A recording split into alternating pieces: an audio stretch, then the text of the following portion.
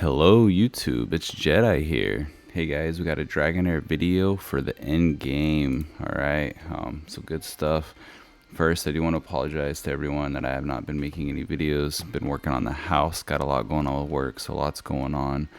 To start this video, I do want to show you guys a new champion I got. So I unlocked this bad boy from the horn. So now I know for sure you can get a legendary from the horn. You know, I don't ever believe it till I can see it.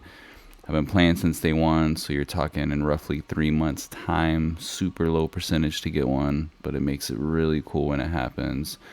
I think it's sweet that you can get one from the horn. This guy, he looks pretty cool. I gotta try him out. I just barely slot him to Necro team, but haven't really tuned it for it yet.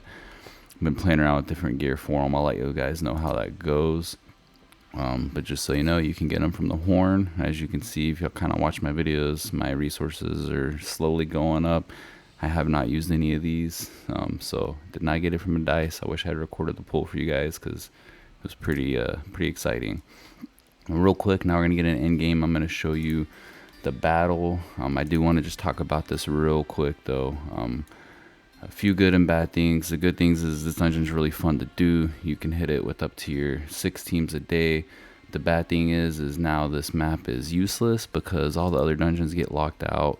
I would be okay if we could still fight them and just not get rewards. It's disappointing because the little like tornado fights that pop up, there's a few that I was getting 11, 12 million damage, and I was trying to push 15 just to see if I could do it, and now I can't fight them. So it's disappointing because I would like to fight them even if it's once a day with no rewards, just so I could see how good I can push my teams. And now this resource is useless because there's nowhere to spend it. So that's set in stone. I'll show you guys. I ended in rank 63 on that. I was trying to get in top 50, didn't quite make it. Me and a few of my clan mates all got close to that top 50.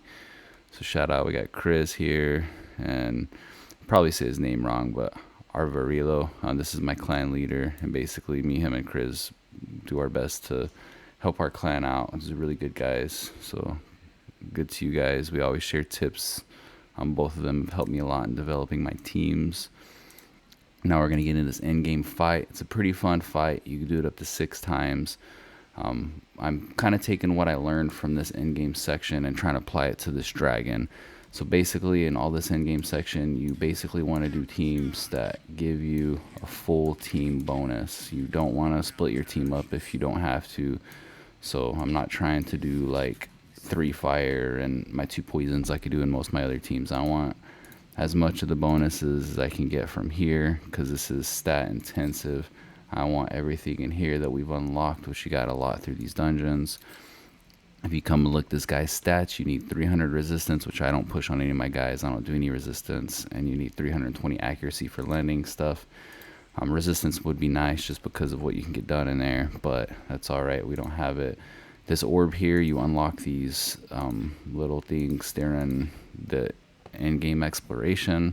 This is as a server. My server only unlocked 2. We missed the 3rd one, which is for doing the quest. So it's unfortunate for my server, but it's alright. I get why we didn't get it, because it only gave you 100 adventure exploration, and people were trying to push as much exploration points as they could. But here's the team we got going. Basically, I'm just trying to set up 2 healers, 2 damage dealers. We have our tank on here, but I've been trying to read all of these. I'm not so sure it really matters too much if you have a dedicated tank, but maybe have someone who is a decent tank but doesn't necessarily have to be like tanking everything, because he seems to just hit everyone. I think for all the moves, I gotta double check. There's a few that only hit like in the front rows, which maybe I need to reorganize my guys to get a better setup then. So right now I push usually 10 to 11 million with this team. I would like to push a little more, so I need to reorganize and do some stuff with it. Then I have a poison ice team, which I already ran today. That one I push right at 10 mil on. I don't think I can improve that one anymore. And then my Necro Lightning team, I just got that new legendary, so once I get him kind of figured out and get a like tune with him, I could probably push closer to like 5 or 6 mil. I don't really have good champions on those built out, so right now I'm only pushing like 3 mil max on them. So Not great numbers, but that's all right. We're still pushing at least 3 keys a day, trying to hit close to 30 mil a day. Right now we're probably right at 25 mil for each day.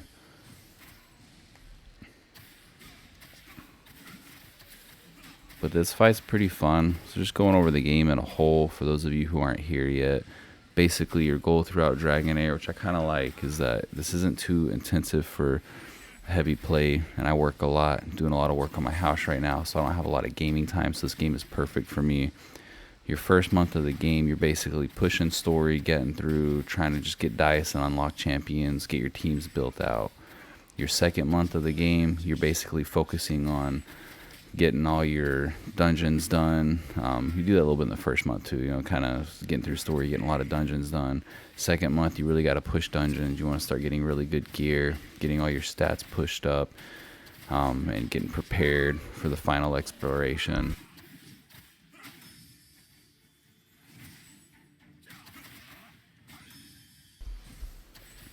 So we got that, and then you push into your third month, which is trying to do all the exploration you can, unlock all those exploration points and talents so that you can finally do this fight. And then it's just pushing all the damage you can. For me, the game loop seems to be is basically push every event you can so you can get all your Heliolite dice, unlock more champions, which are fun to play around with. I've really enjoyed the champions in this game. The legendaries look sweet. I can't wait till season 1 when I start pulling my dice and getting some teams of legendaries put together. The epics in this game feel really good from what I've had so far. From season 0, which hopefully in season 1 you guys will be able to get Eric. He's been an amazing legendary. He's my favorite champion on my teams now that I've booked him out or scrolled him out and got him going.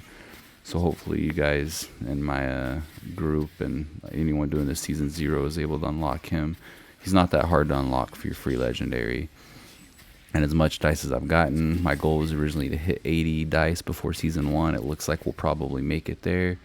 So that's pretty good too. That's a pretty good amount of dice. So I'm expecting when season 1 starts to be able to pull, I'll get at least 2, but I'm expecting 3 to 4 legendaries out of those pulls, which is about what they said that we would get per season for free to play players. So it's really not bad. I like it. I think the rates are actually not bad at all. After getting the legendary from the horn, and now that I know it's there, it makes the horn pulls more exciting. Now I just wish on the purple dice they'd add like a 0.1% chance to get the legendary. I think a 0% chance is a little ridiculous. I think they could give us a 0.1 to give that extra excitement on purple, because now I don't even really care about pulling the purple dice because I've got my team set. I know that I don't really have time before season 1, or I don't think I do unless they give us release dates, so I know for sure, but I don't think I have time to really be pulling more epics and building them out. I'm just kind of at the point of where I am with my teams. By the end of the season, I'll try to show you guys which rares and epics I've built, which ones I think were worth it and which ones weren't, and give you guys an idea for your first, if you haven't played yet, or for those of you who are kind of backing off until season 1, get an idea of which champions you should focus on if you're going to play again. So hopefully we can get those videos coming out soon. And then when season 1 comes up, I'll show you guys my tips and tricks that I'm going to be using for starting out your teams and getting teams rolling at the beginning, and how to push through the content as fast as you can so you can get prepared for the end game, which is what we're finally doing. I like the end game loop. I like that it doesn't take a whole lot of my daytime, so this is a good game for someone like me who's busy. So for you guys who have those types of busy lives, I think this will be good for you. Back to the dungeon, my goal is we got our timer up here. I would like to get to where I get Eric surviving a little bit longer, because you basically want to try to be able to survive as close to the final time as you can, but while simultaneously getting out good damage. Overall, it's not too bad for the team. Looks like we're gonna end up pushing straight over to the 12 mil, which is not bad. We'll get a tiny bit more damage out of our boy Horus here, but not a lot. And here's our numbers here. As you can see, Eric over here doing basically half the damage, with our adventurer doing the other half.